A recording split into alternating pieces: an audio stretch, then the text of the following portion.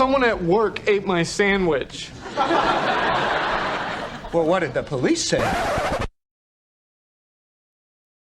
One of the biggest sitcoms of all time, the show about 6 people white privileging their way through New York life, was one of the biggest things in the early and late 90s. After 10 godforsaken seasons, it left a lot of audiences with a satisfying conclusion. I'm not here to review the show, however. I'm here to answer a question that all the Twatter Terrys and the TikTok Timmies have been arguing about over the past 3 or 4 years. Is Friends actually funny? Like, is it? Does it actually make you bust guts, or is it just reminiscent of the sweet memory the first time someone fumbled your pants off and was like, is it in yet? Well, after writing, creating, performing, and studying comedy for the past 19 years, and a big fan of the show, I figured who better to answer this question than me. So I recently strapped on my bubble wrap helmet and I grabbed my duck and goose and dove back into the show for the 5th time. This time I was watching it with one thought in mind. How much did it make me laugh? When producing comedy, one of the most important things that comedians have to ask themselves is, how long do I wait until the next joke comes? For things like stories, you have to wait until the narrative purposes are given, but in places like stand-up, you often have to leave a pause for the audience to laugh, and that normally tells the comedian, okay, it's time for me to move on. In sitcoms, however, one of the most important things that they use is the laugh track. Now, I personally don't like laugh tracks. I find them to be very disingenuous, but one of the important things about laugh tracks is that in the olden days of sitcoms, live audiences were one of the most important things put into the entire production. We would be able to gauge the reactions on the audiences. Now, stand-up comedians, we change our delivery time based on how much the audience is laughing. If you're not laughing at all, then we just keep it moving. If you're chuckling a little bit, we can continue the joke, through your laughter. But if you guys are completely losing your shit, then we have to actually take a little bit of time and move on. However, actors don't have that same wiggle room. Whenever a laugh track is introduced from a live studio audience, they have a certain amount of time that they have to give before they deliver the next punchline, because they're recording a TV show, they're not just doing a set. While Friends used a real live audience a lot, oftentimes they would also switch off to doing things without a live audience in order to keep the pace of the story moving for very important episodes. Normally season finales or big plot points in the seasons, they had to keep the pace moving, and they also didn't want things to be spoiled for the rest of the world, so they wouldn't use the audience and instead would use artificial laugh tracks. One of the problems with this is that if you always put in an artificial laugh track in place of a real live audience, then what's going to happen is audiences at home are going to be confused. If a joke makes you laugh really hard, and it also makes the audience on screen laugh really hard, then there's an amount of relatability there, and it lets you know that yes, that joke was supposed to land. Alternatively, if you laugh really hard and the audience on screen doesn't laugh really hard, then you start to think, well, maybe that joke was just funny to me. But the opposite happens whenever you don't laugh a lot, or maybe you don't laugh at all, but the audience on screen is absolutely losing their minds. It creates a disconnect. Now all of a sudden you're starting to wonder, was that joke actually funny? Do I just have a bad sense of humor? There's this fantastic scene in The Big Bang Theory, I say fantastic, it's actually completely terrible, where Howard just spouts a bunch of shit, and there's a laugh track that goes with it. So it's settled. The fate of Doctor Who's TARDIS will be decided by a Game of Thrones-inspired death match on the battlefield of Thundercats versus Transformers. Fuck you! Where was the joke? What was the joke? Just like that guy in the video, I'm very confused. What was the joke? Many audiences were. But if you listen to the laugh track, people actually laughed. Well, now all of a sudden, the audience at home starts to think, well, this isn't funny. You guys are trying to force me into laughing by putting laugh tracks where they don't belong. Oftentimes while rewatching the show, I would notice a few jokes either fell short or maybe they only made me laugh a little bit, but the laugh track was roaring, and it was sometimes so bad it would make my speakers peak. And I started to realize, is this why people don't think Friends is funny? Or is it only one of the reasons? Only the tip of the iceberg? Where jokes that supposedly landed really well didn't land at all. When writing jokes for a sitcom, you often have to think to yourself a lot about what you have to be using to make the jokes work.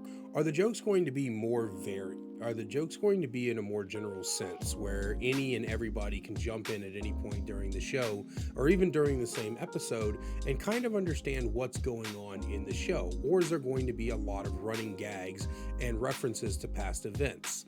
Most sitcoms take the first approach, making a more generalized statement so it's easier to digest for audiences. But one of the unique things with Friends is that they started to really lean into the history and the context of the show. As the show goes on, the joke writing begins to lean heavily on the context and history of the show. So things begin to only be funny to people who already know what the show's about or know what happened in previous episodes. When a lot of people go to watch a show, and especially if they've never seen it before, I found out that a lot of people actually don't start from the first episode. If it's something like a sitcom where you're not really so much looking at the stories, you're trying to look at how funny it is, you're going to look up the funniest episodes and then start from there. The problem is that so many of these jokes have context in the history of the episodes.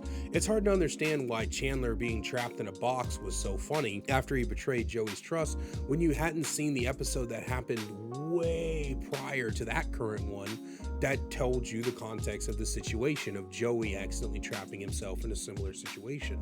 It's hard to really get behind the number of divorces that Ross has had and the amount of jokes that go around that when you haven't actually been through all of the divorces that Ross has had.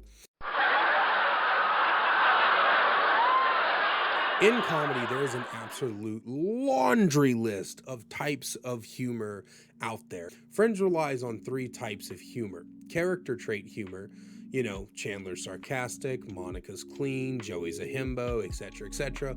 All personality traits that are established within the first episode and easy to kind of lean on. Contextual humor, the type that I discussed in the writing section just now, where the show relies on histories and relationships and past events. And cringe humor. I throw myself at you and you say no? How gay are you? Sorry, I need a minute. Cringe humor doesn't draw audiences in, and that was one of the show's biggest downfalls in the past. Sure, a lot of people like me were able to overlook the cringe humor and look at the contextual humor, seeing as that's the biggest part of the entire show, but it's still there. And a lot of times when cringe humor was on the screen, I have the urge to skip the episode and move on to something else. Things like constant references to Ross maybe being a pedophile because his words come out wrong, or whenever the characters were talking about some other character that they didn't know was right behind them. It's honestly some of the worst stuff. The pissing on the feet episode.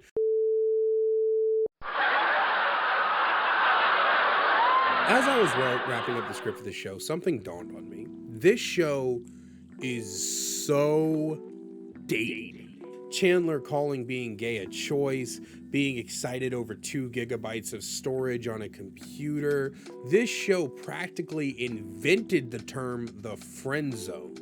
You had to grow up with the show to understand the dated references in the show. And the show dates itself pretty badly a lot of the times. This makes it so difficult for newer audiences to relate to the show, and it makes it really hard for people to find the show as funny as it definitely should have been. So at the end of the day, is Friends funny?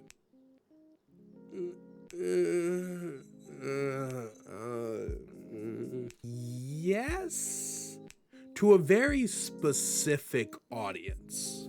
To be completely honest, if I had not grown up with the show and had this nostalgic attachment to the characters, I can't even promise you that I would find it funny today.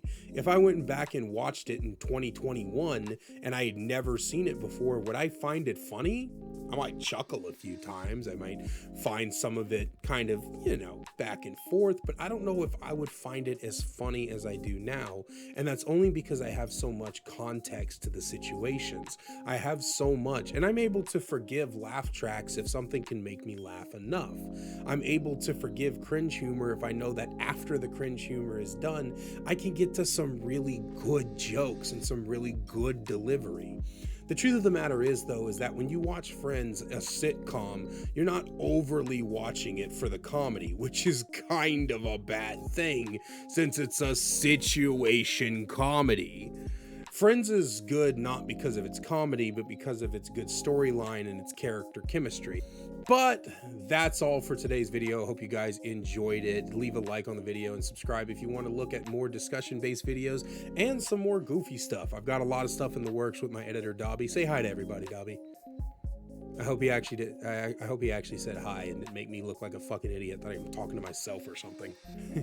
The main thing that I want you to do if you watch the video all the way in is leave a comment for me. Do you find Friends funny? Do you agree or disagree with anything I said? If enough comments are left, I'll pick some of my favorites and respond to them in the next video. I'd love to have a discussion with you guys about this and read all of your amazing responses, including the ones that'll probably just say first or like dick. No matter what, I hope you guys all enjoyed your time here. I love you all so much, and remember, stay shiny.